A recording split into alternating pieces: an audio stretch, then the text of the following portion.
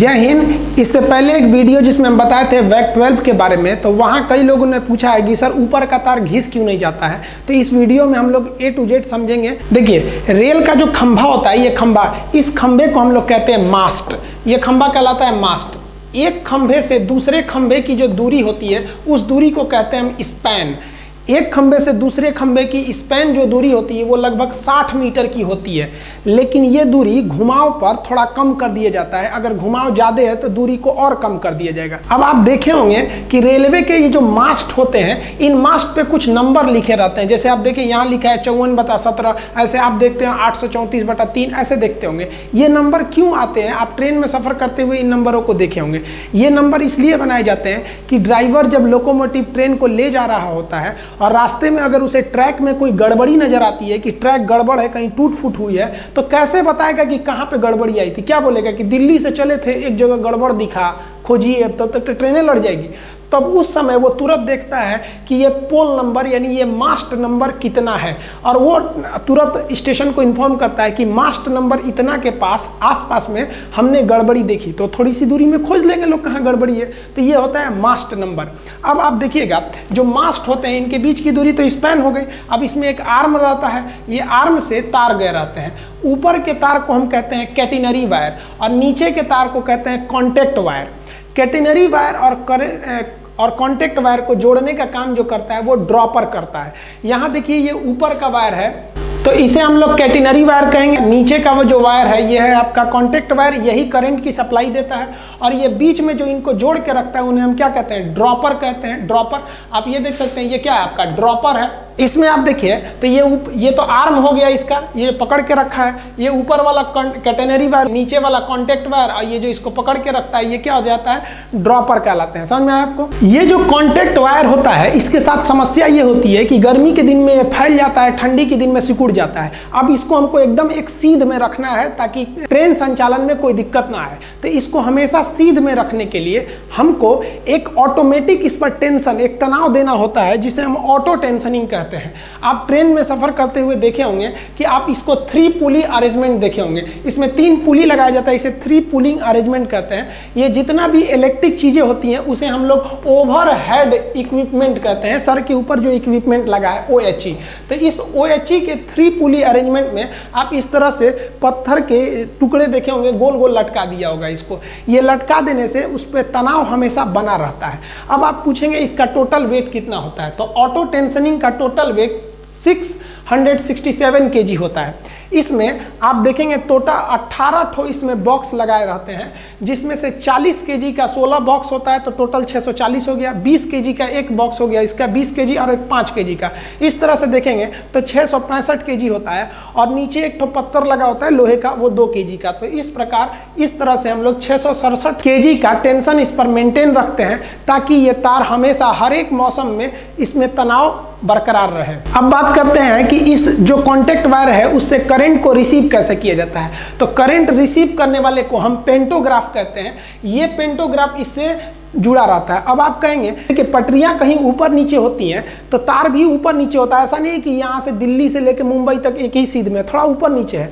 तो ये ऊपर नीचे होने से छोड़ ना दे, इसलिए इस पेंटोग्राफ को हम यहाँ से एयर प्रेशर देते हैं नीचे से। ये एयर प्रेशर से उसको ढकेले रहता है। अगर ये ढकेले हुए है, तार ऊपर भी जाएगा तो कोई दिक्कत नहीं हो, तो पीछे से पुश करके ही है।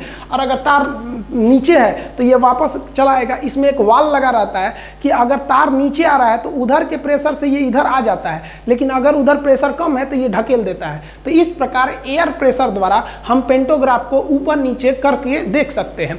अब ये पेंटोग्राफ घिसता क्यों नहीं है? तो ध्यान दीजिए, जो तार होता है ऊपर वाला, वो कॉन्टैक्ट वायर, वो कॉपर का होता है, मजबूत होता है।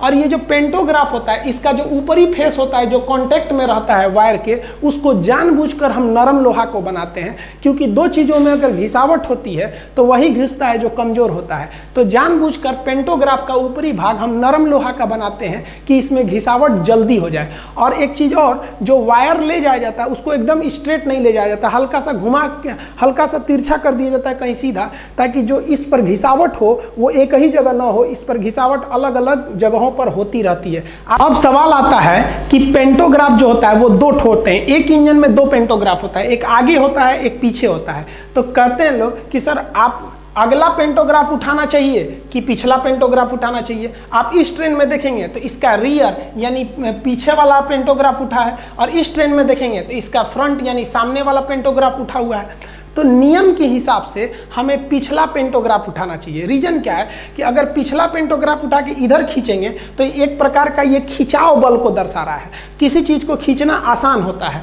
और अगर आप फ्रंट पेंटोग्राफ को उठाकर ट्रेन खींचते हैं तो ये एक ढकेलने वाले पुश फोर्स को दिखाता है, तो पुश करने में ज़्यादा एनर्जी लॉस होता है। तो अगर पेंटोग्राफ आगे वाला रहेगा तो ये पुश फोर्स को दिखाएगा, इसमें एनर्जी ज़्यादा लॉस होगी इंजन की। और अगर वही पेंटोग्राफ रियर यानी पीछे का उठा रहेगा तो ये पुल फोर्स को दिखाता है, खिंचाव को, जिससे कि इंजन की एनर्जी बचेगी। अब आप इस आधार पर आप देखेंगे ये एक इंजन खड़ा है, इस इंजन का ये वाला पेंटोग्राफ उठा हुआ है, ये वाला। अब आप बताइए इसको इधर जाना चाहिए या इस साइड जाना चाहिए? ये इंजन है, आपको कोई अपने दिमाग से बताइए आपको इसको किधर भेजना चाहिए। जेन्युइन है कि हमको पिछला पेंटोग्राफ उठाना चाहिए, तो ये उठा है तो इधर भेजेंगे तभी ना पिछला पेंटोग्राफ उठेगा।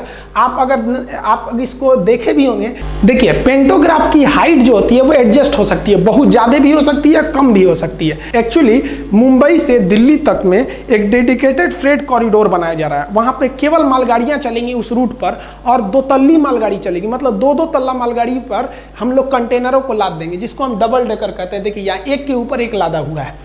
एक्चुअली इस इमेज में तो आपको ईएमडी लोकोमोटिव दिख रही है, आप कहिएगा कि sir EMD locomotive, ALCO locomotive, WAG, WAP, ये इंजनों में डिफरेंस बता दीजिएगा तो उसमें अलग वीडियो बना सकते हैं। लेकिन यहाँ पर देखिए ये ट्रेन तो डीजल से चलने वाली है, इसके लिए क्या जरूरत है इलेक्ट्रिक को लेने की। लेकिन अगर सोचिए कि अगर यहाँ इलेक्ट्रिक लोकोमोटिव रहता तो इसका जो पेंटोग्राफ था ये काफ़ी हाई उठाना पड़ता पेंटोग्राफ, तो हाई पेंटोग्राफ भी होते हैं सब। देखिए यहाँ इसका पेंटोग्राफ कितना हाई है, तो हाई पेंटोग्राफ भी हो सकते हैं, ये एयर प्रेशर पे होते हैं, ये ज़्यादा उठ भी सकते हैं और नीचे भी रह सकते हैं। जब ये डबल डेकर रूट में है तो ये डिपेंड करते हैं पेंटोग्राफ की हाइट कि जो ऊपर OHE है, ओवरहेड इक्विपमेंट, उसका कॉन्टेक्ट वायर कितनी ऊंचाई पर है, उसी हिसाब से ये एडजस्ट हो सकता है या नीचे आ सकता है। आई होप आप समझ गए होंगे।